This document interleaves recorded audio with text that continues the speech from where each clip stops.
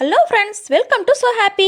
வாங்க இன்னைக்கு என்ன வீடியோல பார்க்க போறோம், பாவக்காய் தொக்கு எப்படி செய்யறதுன்னு பார்க்கலாம். அதுக்கு நான் வந்து 1/2 கிலோ பாவக்காய் எடுத்து இந்த மாதிரி நைஸா பொடி பொடியா நறுக்கி வச்சுக்கோங்க. நான் இந்த மாதிரி கட் பண்ணி வச்சிருக்கேன். அதுக்கு 2 பெரிய வெங்காயம் இந்த மாதிரி நைஸா கட் பண்ணி வச்சுக்கோங்க. 2 தக்காளி, 1/4 கிலோக்கு 1 தக்காளி, இது 1/2 கிலோன்றதுனால 2 தக்காளி நல்லா நைஸா பேஸ்டா அரைச்சி வச்சிருக்கேன். அவ்வளவுதாங்க. வாங்க இப்போ எப்படி செய்யறதுன்னு பார்க்கலாம். முதல்ல அடுப்பு பற்ற வச்சுக்கலாம்.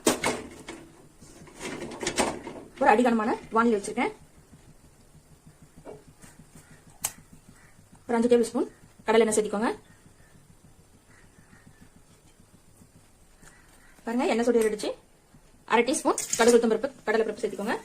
இது பொரிஞ்சு வரட்டும். பாருங்க, இந்த மாதிரி பொரிஞ்சு வந்த உடனே அடுப்பை மீடியம் ஃப்ளேம் வச்சுக்கிட்டு கட் பண்ண வெங்காயத்தை சேர்த்திக்கலாம்.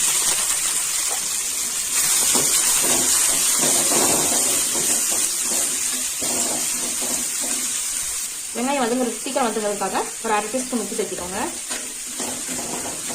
சேர்த்து நல்லா வதக்கிக்கோங்க. நான் பெரிய வெங்காயம் 2 வெங்காயம் சேர்த்திருக்கேன். பாருங்க, இந்த கண்ணாடி பதம் அளவுக்கு இருந்தா போதும். இப்ப இது கூடவே நான் பாவக்கால உப்பு மஞ்சத்தூள் போட்டு நல்லா கழுவி எடுத்து வச்சிருக்கேன். அதையும் சேர்த்திக்கோங்க.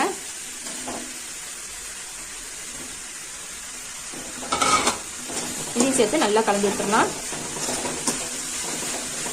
இது ஒரு 5 நிமிஷம் போல நல்லா வதங்கட்டோங்க.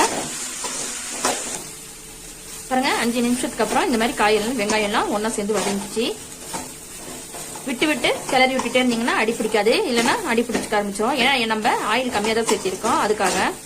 இப்ப வந்து இதுக்கு தேவையான மசாலா சேர்த்திக்கலாம். ஒரு 1/4 டீஸ்பூன் மஞ்சள்தூள்,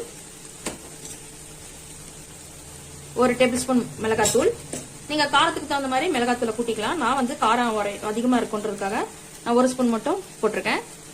1/2 டீஸ்பூன் மல்லித்தூள்.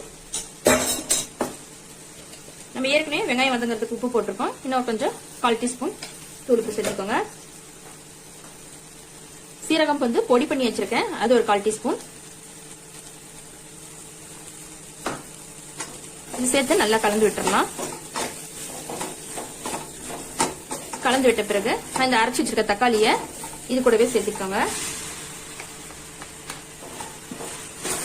இதையும் சேர்த்து நல்லா கலந்து விட்டுறலாம்.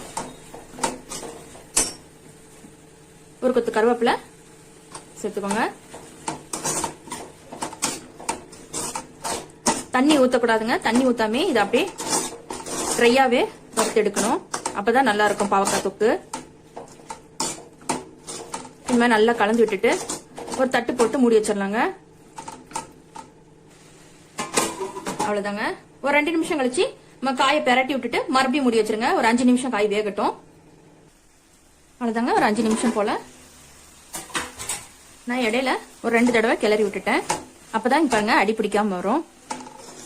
நம்ம ஏற்கனவே காய் போட்டு நல்லா வதக்கி அதனால வெந்திருக்கும், 1/2 வேக்காடு வெந்திருக்கும். இப்ப நம்ம வந்து மறுபடியும் தக்காளி எல்லாம் சேர்த்து மசாலா எல்லாம் சேர்த்து மூடி வச்சோன்னே ஒரு 5 நிமிஷத்துல இந்த மாதிரி நல்லா சுக்காவா வந்துடும். அவ்வளவுதாங்க. அடுப்பு ஆஃப் பண்ணிடலாம். நம்மளுடைய பாவக்காய் தொக்கு ரெடி ஆயிடுச்சு. கடைசியா கொஞ்சமா மல்லித்தலை தூவி விட்டுக்கோங்க. அவ்வளவுதாங்க. கொத்தமல்லி தூவியாச்சு. இது அப்படியே நீங்க சுட சுட சாதத்துக்கும் பரிமாறிக்கலாம். சுட சுட சாதத்துல நல்லா பிசைஞ்சு சாப்பிட்டீங்கன்னா நல்லா இருக்கும். பிள்ளைங்களுக்கு பாவக்காய் பிடிக்காத பிள்ளைங்களுக்கு இந்த மாதிரி பாவக்காய் தொக்கு செஞ்சு சாப்பாட்டுல கிளறி கொடுத்தா கூட பிள்ளைங்க விரும்பி சாப்பிடுவாங்க. பாவக்காய் கசப்பே இருக்காது இந்த மாதிரி செஞ்சு கொடுத்தீங்கன்னா. சாம்பார் சாதம், ரசம் சாதத்துக்கு எல்லாத்துக்கும் தொட்டுட்டு சாப்பிடலாங்க. அவ்வளோ டேஸ்ட்டாக இருக்கும். இதே மாதிரி நீங்களும் செஞ்சு ட்ரை பண்ணி பாருங்கள். இந்த வீடியோ உங்களுக்கு பிடிச்சிருந்தா லைக் பண்ணுங்கள், ஷேர் பண்ணுங்கள், கமெண்ட் பண்ணுங்கள். மறக்காமல் நம்ம சோ ஹாப்பி சேனலை சப்ஸ்கிரைப் பண்ணிவிடுங்க. தேங்க்யூ.